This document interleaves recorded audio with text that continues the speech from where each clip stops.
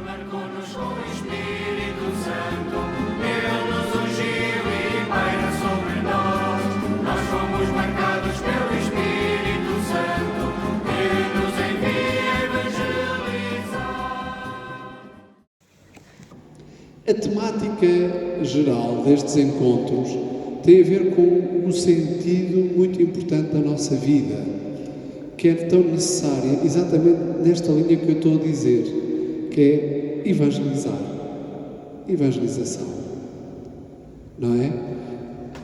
O tema grande destes nossos encontros é: vinde após mim e eu farei de vós pescadores de homens, que vem em Mateus 4,19. Mateus 4,19. Também podemos ter como presente esta palavra, que também foi inspiradora em alguns de nós, e que diz: vem e segue-me, em Lucas 18. Lucas 18, 22. O que é que eu quero dizer com isto? Esta é a temática que vai ser a grande temática norteadora destes nossos encontros aqui.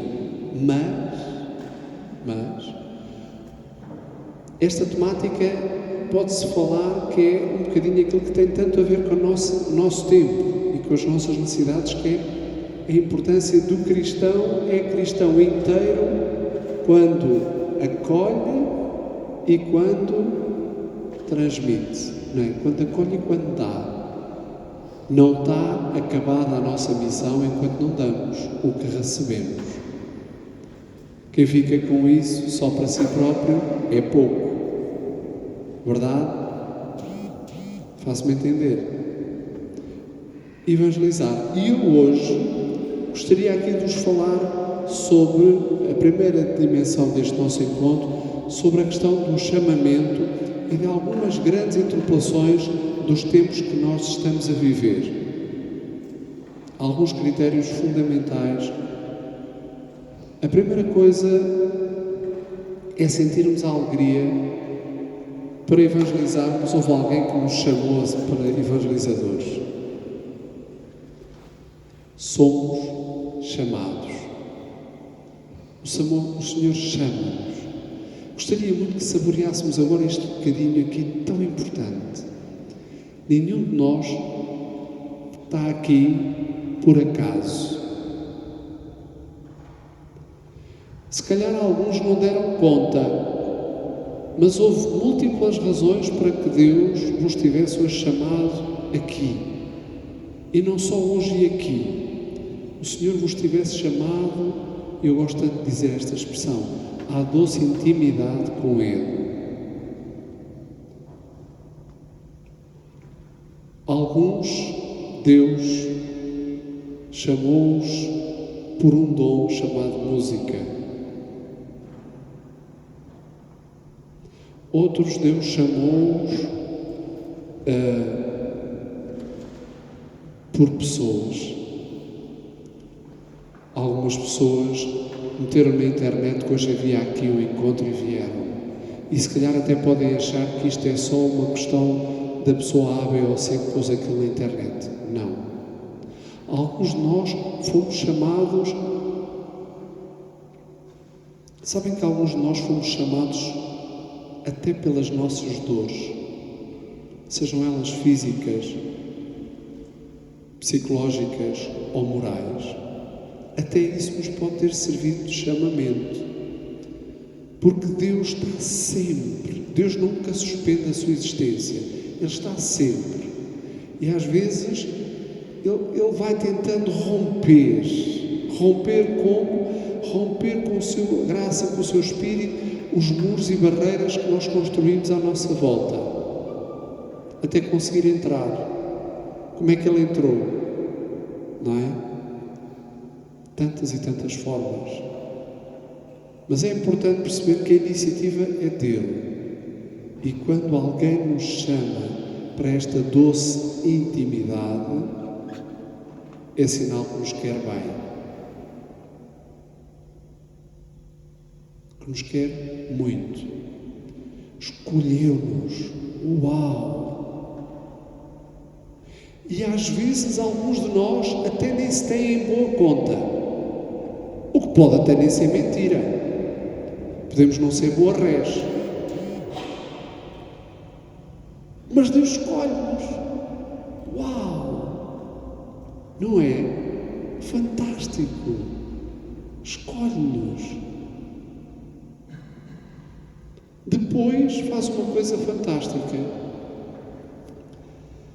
Não nos chama e solta-nos. Não chamou e acabou. Não. Nós às vezes é que somos assim um bocadinho de conforme, não é? É conforme estamos para ali virados. Não. Deus chama-nos e não nos larga. A verdade é que Ele é fiel ao chamamento. E Deus chama-nos a quê, essencialmente? Chama-nos a uma coisa chamada relação. E uma coisa de relação que tem a configuração daquilo que Ele é. Portanto, o Senhor chama-nos ao amor. Deus chama-nos ao amor. Deus chama-nos ao amor. O chamamento de Deus é sempre para aquilo que Ele é.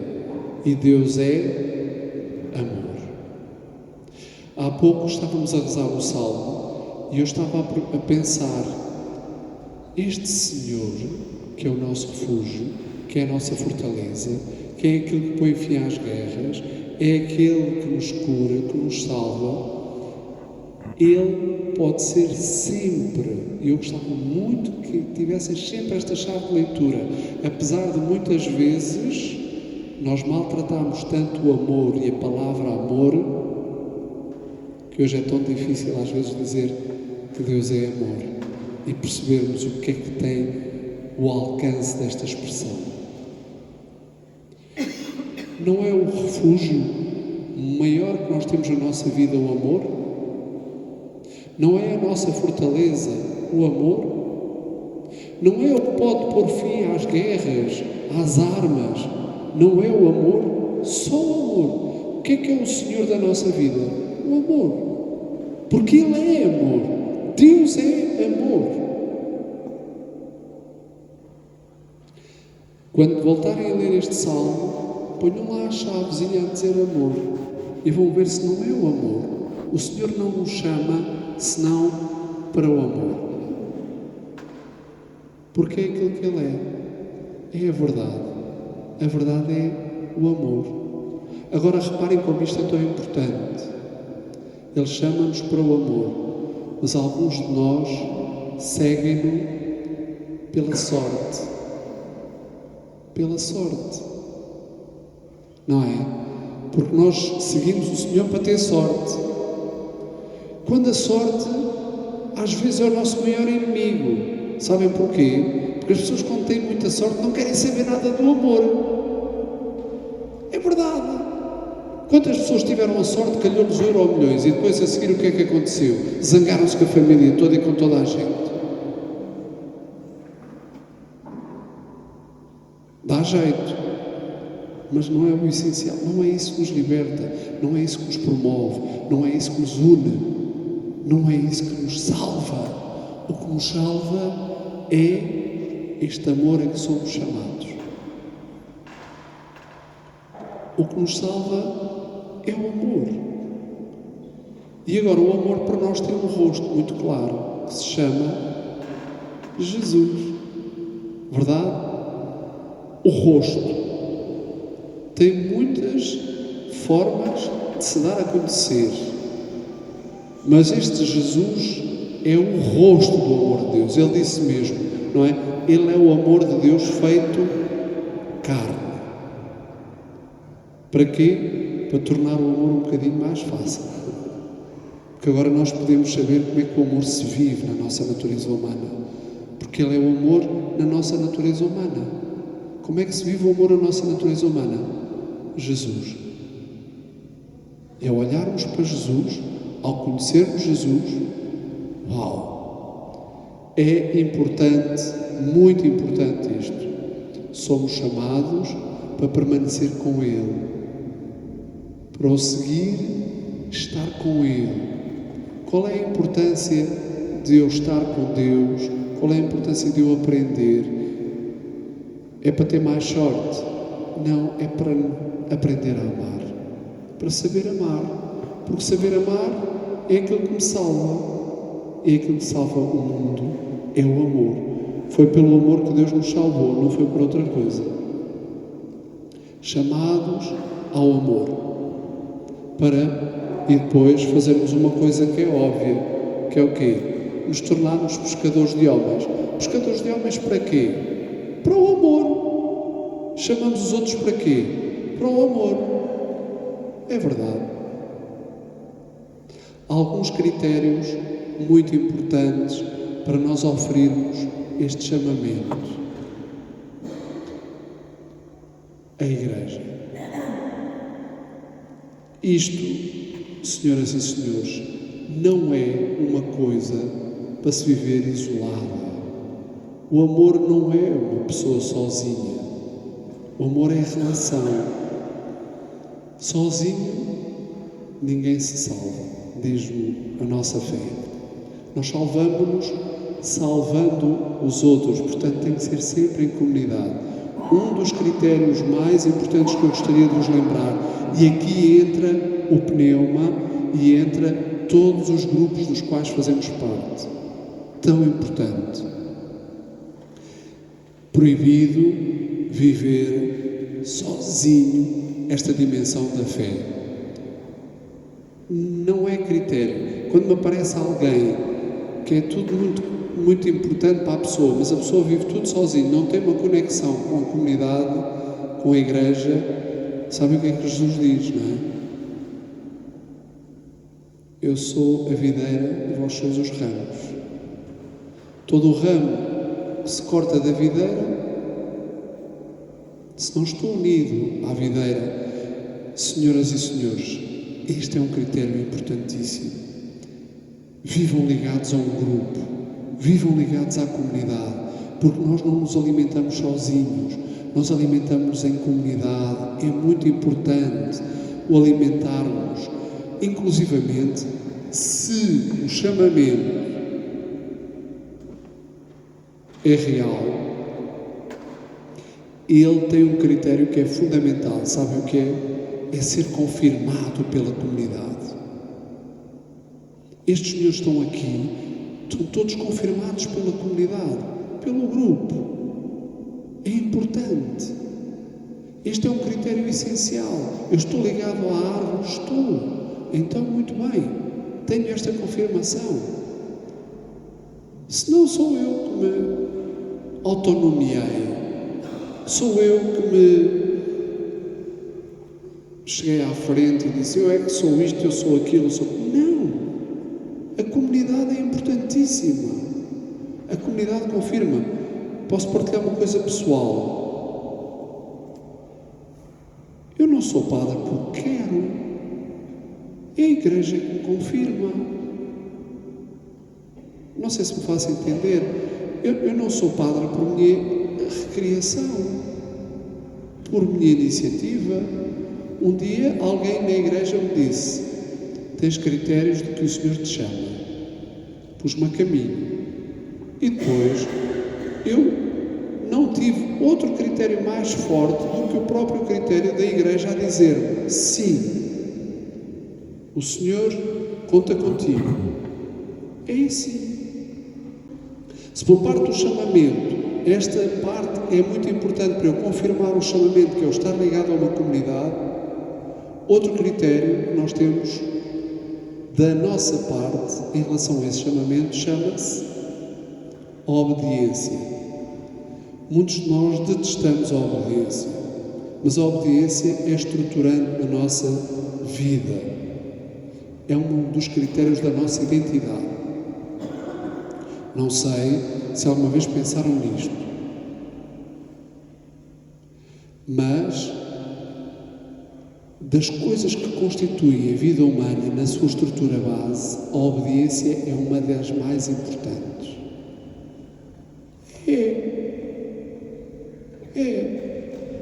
Eu até digo assim, não obedeças.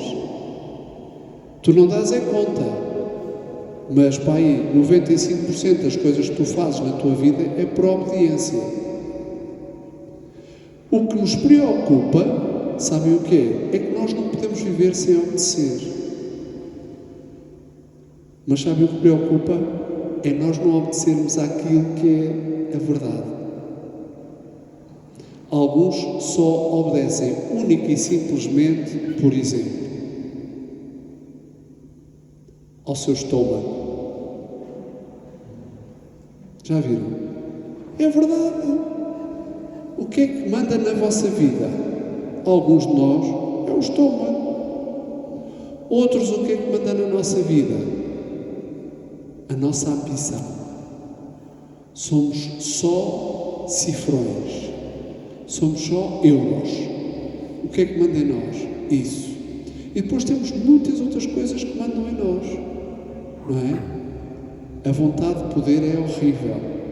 E a vontade de obedecer fica-se pelo caminho.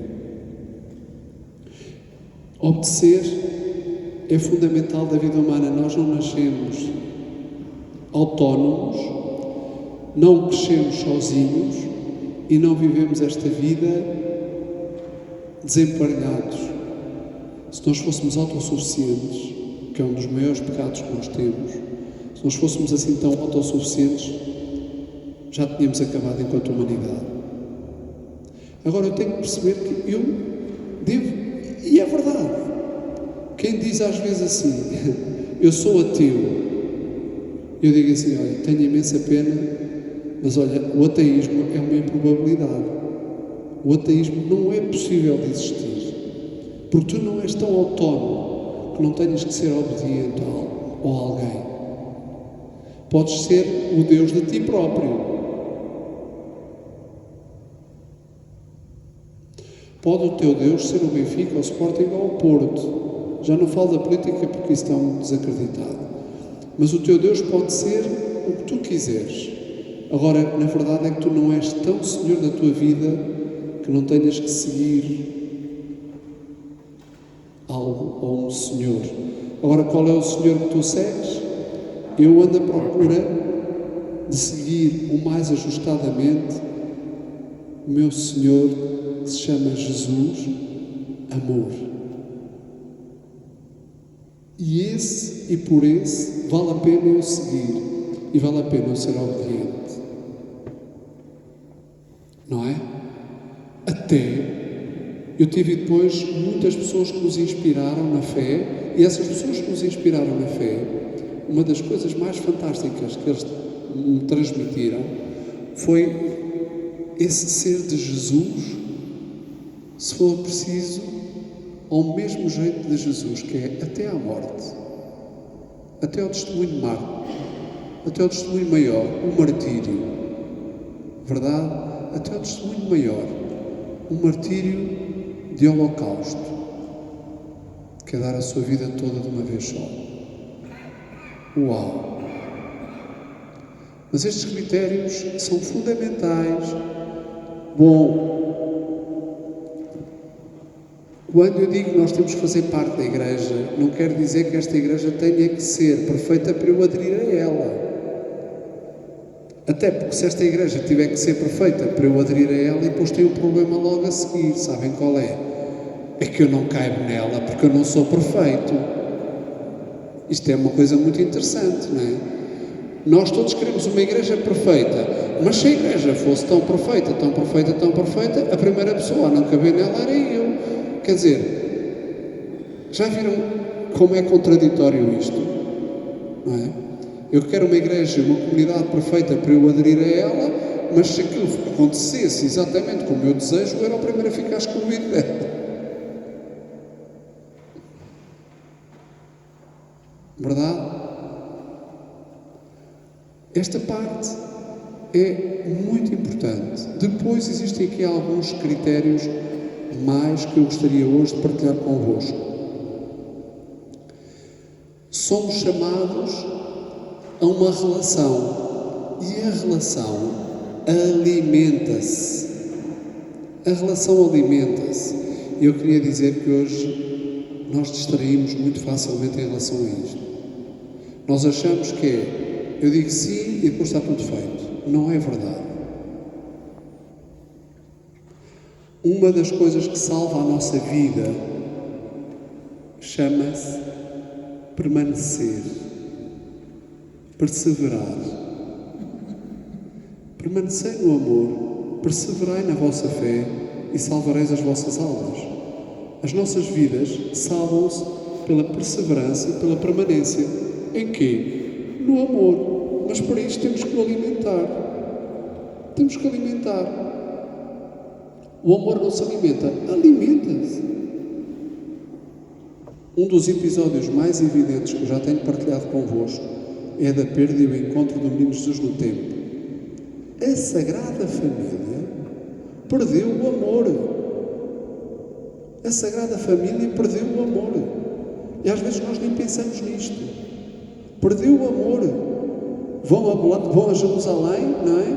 E quando chegam a Jerusalém e depois voltam, de repente perderam Jesus. Perder Jesus é perder o amor. A Sagrada Família perde o amor. Mas depois lembra-nos de uma coisa importante, que é, vão à procura dele e encontram, porque ele não deixa de estar sempre na nossa vida. O amor precisa muito de ser alimentado. Somos chamados ao amor, mas é para permanecer e para perseverar nele. Eu não tenho dúvidas que ele nunca nos larga. Essa é a parte que me sossega. Às vezes algumas pessoas chegam com uma fé esfriada, com uma fé fria, com uma fé distante, com uma fé arrefecida, não é? Uma fé frágil, fraca, às vezes é quase apagada, quase como as cinzas que cobrem o brasido, não é? Precisa de ser soprado para que depois a chama volte. Mas sabem o que é que me tranquiliza sempre?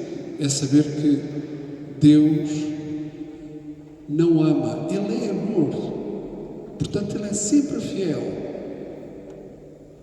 Ou seja, Ele não precisa, Ele não é como nós. Eu amo, quando eu digo eu amo às vezes, mas eu às vezes ainda não sou amor. Ele é sempre amor, por isso é que Ele é Deus, sempre, sempre amor. E eu preciso alimentar. Como é que isto se pode alimentar?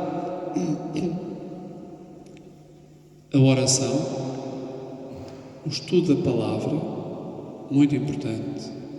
A vida em comunidade é muito importante. Aquilo que nós fazemos aqui é tão importante e em muitos outros sítios nas comunidades. A vida sacramental é um alimento fundamental para a nossa relação com Deus e para o fortalecimento da nossa fé. A vida de piedade pessoal e de piedade comunitária, essencialíssima, essencialíssima.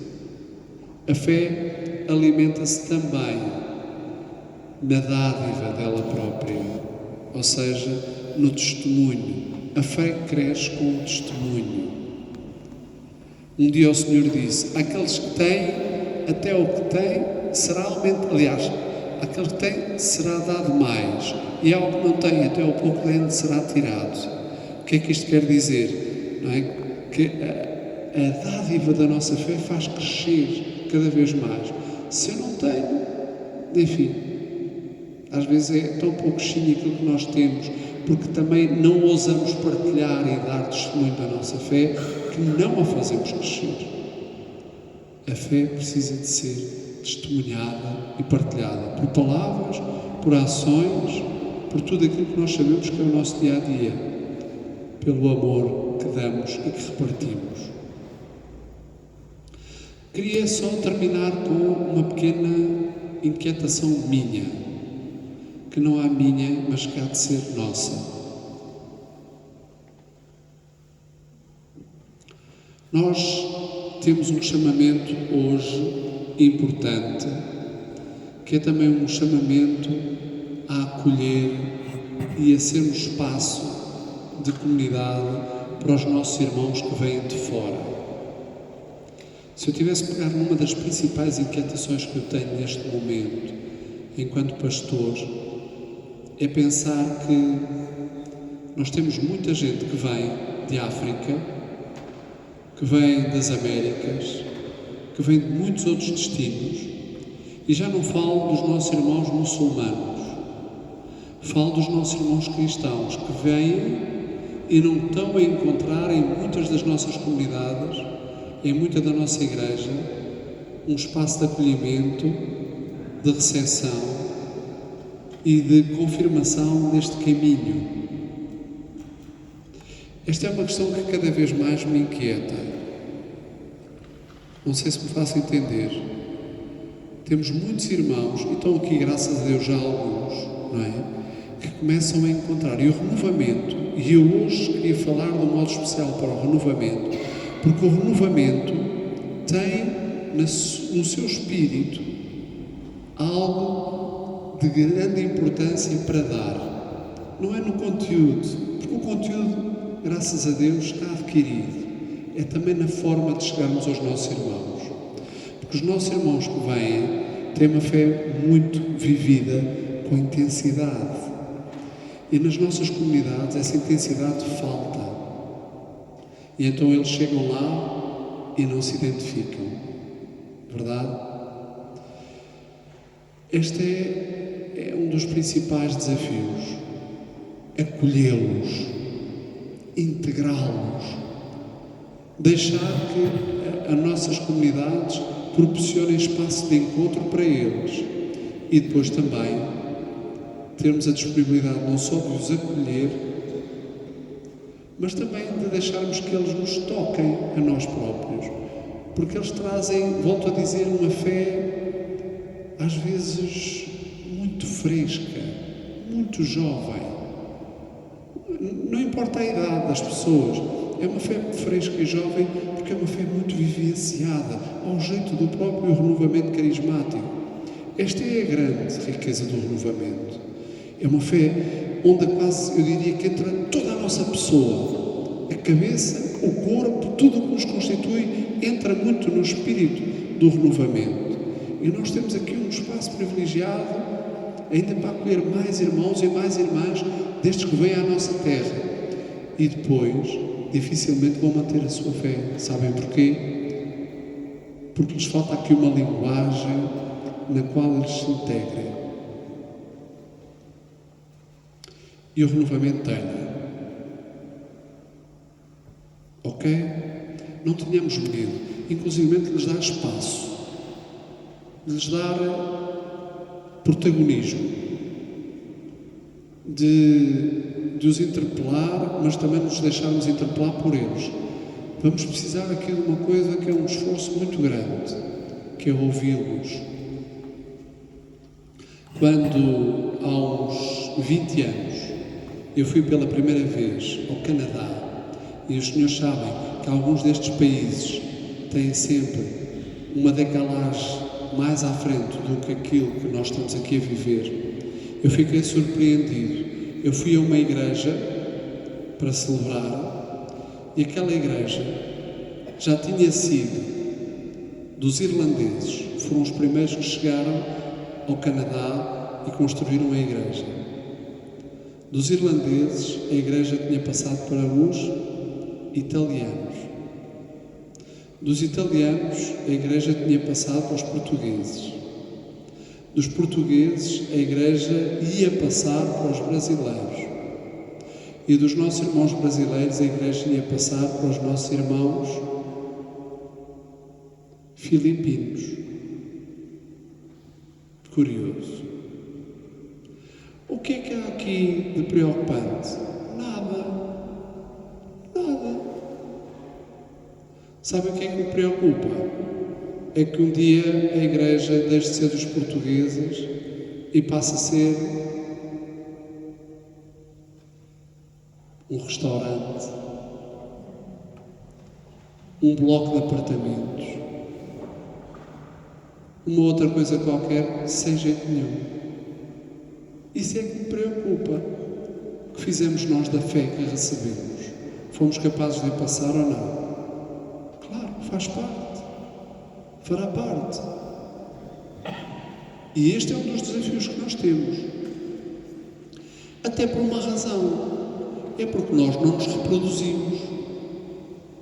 Se não nos reproduzimos, não é? Se temos cada vez menos filhos, se temos cada vez menos população nossa, nós temos uma responsabilidade. O Senhor um dia deixou-nos uma pergunta: e quando eu voltar, encontrarei fé sobre a terra? Nós somos chamados a passar esta fé à próxima geração. Somos chamados para a transmitir. E eu espero que isso aconteça. Nem que a próxima geração venha da África, venha da América do Sul, ou venha das Filipinas, ou venha de onde tiver que vir. Temos que ganhar este sentido. Sinto tanto calor espiritual quando vejo as nossas comunidades a acolher pessoas que vêm e que sentem aqui aquilo que a Igreja é e aquilo que o nosso Senhor é. O nosso Senhor é Pai e a nossa Igreja é Mãe. Confesso-vos que a invocação mais bonita que faz parte da minha vida é Igreja Minha Mãe. A Igreja é minha mãe. E sabem que mais? Se é minha mãe, também é vossa. E também é a mãe de muitos outros que não vêm aqui, que eu tenho pena que não o saibam. E espero que eles, ao encontrarem-se comigo, sintam que a Igreja é efetivamente também sua mãe. Se sintam acolhidos, protegidos, fortalecidos. Aqui sintam refúgio, aqui sintam tudo aquilo que o Salmo de há pouco nos transmitia. Que assim seja. Amém. Glória a vós. Senhor, marcou-nos com o Espírito.